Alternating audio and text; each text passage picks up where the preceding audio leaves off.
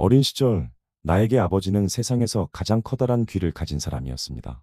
내가 숨을 헐떡이며 달려와 그날 학교에서 일어난 아주 사소한 일들을 쏟아낼 때면 아버지는 읽던 신문을 내려놓고 안경 너머로 지그시 고개를 끄덕여 주곤 하셨습니다. 아빠 있잖아요로 시작하는 나의 수다에 아버지는 단 한 번도 지루한 기색을 보이지 않았습니다. 그때의 그 귀는 마치 세상의 모든 소음을 차단하고 오직 나의 주파수에만 맞춰진 수신기 같았습니다. 삐쩍 마르고 볼품없는 사춘기 소녀가 되어 거울 앞에서 한숨을 내쉴 때도 아버지는 내 곁에서 숙녀처럼 당당하게 걷고 서 있는 법을 가르쳐주며 나의 구부정한 어깨를 펴주셨습니다. 19, 열병 같은 첫사랑이 찾아왔을 때도 나의 전략가는 아버지였습니다. 그냥 자연스럽게 말을 걸어라. 영화 취향을 묻는 것처럼 아주 가볍게 말이다. 아버지의 그 짧은 조언은 마법 같았습니다. 짝사랑하던 그가 내 강의실까지 함께 걷고 마침내 내 손을 잡았을 때 나는 세상에서 가장 먼저 아버지에게 그 사실을 보고했습니다. 아빠, 그 남자가 나랑 데이트하재요. 아버지는 흐뭇하게 웃으시면서도 가끔 뼈있는 농담을 던지곤 하셨죠. 남자를 내 것으로 만드는 건 쉽지만 떨쳐버리는 건 훨씬 더 어려운 법이란다. 아버지는 인생이라는 무대에서 늘 나의 행동을 알려주는 다정한 연출가였습니다. 대학을 졸업하고 나는 안락한 둥지를 떠나 240km 떨어진 사막의 도시 캘리포니아 코첼라로 향했습니다. 특수 아동을 가르치는 일자리를 얻었지만 그곳은 내가 꿈꾸던 낭만적인 직장과는 거리가 멀었습니다. 학교 앞은 마약 거래상들의 소굴이었고 밤이 되면 거리의 갱들이 불길한 그림자를 들이우며 활보하는 거친 곳이었습니다. 내가 맡은 아이들은 11살에서 15살 사이의 정서적 결핍을 겪는 아이들이었는데 이미 갱들의 협박에 못 이겨 도둑질이나 자동차 절도를 저지른 전력이 있었던 위태로운 영혼들이었습니다. 주말마다 집을 찾을 때면 아버지는 늘 걱정스러운 눈빛으로 나를 바라보았습니다. 혼자 사는 딸이 마주할 사막의 밤이 얼마나 위험할지 누구보다 잘 알고 계셨기 때문입니다. 하지만 24살의 나는 순진한 열정과 독립심으로 무장한 채 걱정 마세요 아빠라는 말로 아버지의 염려를 밀어내며 다시 차에 오르곤 했습니다. 그러던 어느 날이었습니다. 유독 일이 많아 혼자 교실에 남아 정리를 마치고 전등을 껐을 때 시계는 이미 저녁 6시를 훌쩍 넘기고 있었습니다.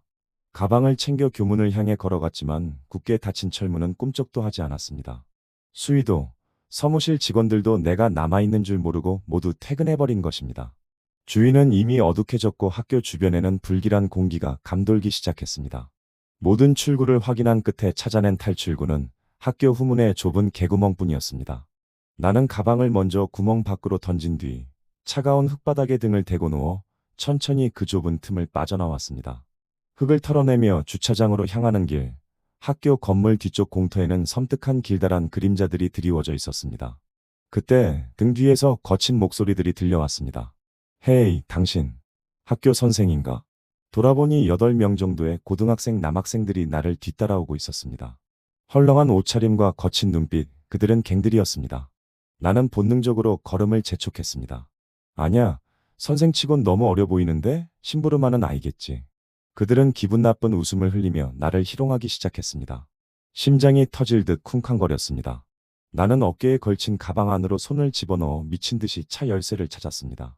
열쇠를 미리 쥐어야 해. 차 문을 열자마자 잠그고 시동을 걸어야 산다.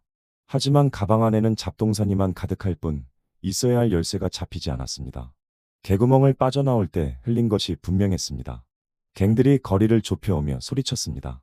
어이, 정말 이쁘구만? 우리 저 아가씨 좀 데리고 놀까? 공포는 차가운 뱀처럼 내 등줄기를 타고 올라와 목을 조여왔습니다. 나는 속으로 울부짖으며 가방 구석구석을 긁어댔습니다. 그때였습니다. 손가락 끝에 딱딱한 금속의 감촉이 닿았습니다. 손지갑 깊숙한 안쪽이었습니다.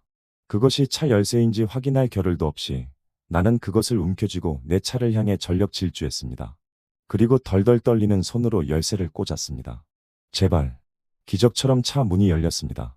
안으로 뛰어들어 문을 잠그는 순간 갱들이 차를 에워싸고 지붕을 내리치며 위협했습니다. 나는 정신없이 시동을 걸고 가속 페달을 밟아 그곳을 빠져나왔습니다. 떨리는 마음으로 집에 돌아왔을 때 전화벨이 울렸습니다. 아버지였습니다.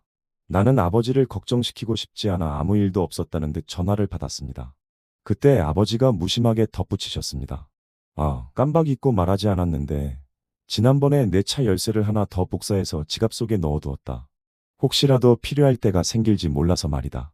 그 무심한 말투 속에는 딸이 마주할 수 있는 수만 가지의 위험을 미리 상상하고 대비했던 아버지의 세심함이 녹아 있었습니다. 나의 수화기를 든 손이 가늘게 떨렸습니다. 나중에 확인해보니 열쇠는 정말로 학교 후문 구멍 아래 떨어져 있었습니다. 아버지가 지갑 깊숙이 밀어 넣어두었던 그 작은 열쇠 하나가 방금 전 사막의 어둠 속에서 딸의 목숨을 구한 것입니다. 그로부터 세월이 흘러 아버지는 68, 나는 40살이 되었습니다. 자동차는 벌써 여러 번 바뀌었지만 나는 아직도 그 낡은 열쇠를 보물처럼 지갑 속에 품고 다닙니다. 삶의 무게에 눌려 길을 잃을 때마다 나는 아버지의 사랑이 담긴 그리고 내 목숨을 구해주었던 그 차가운 금속 열쇠를 만져봅니다. 그리고 나는 언제나 생각합니다. 사랑에서 비롯된 작은 행동 하나가 때로는 기적을 만든다는 사실을.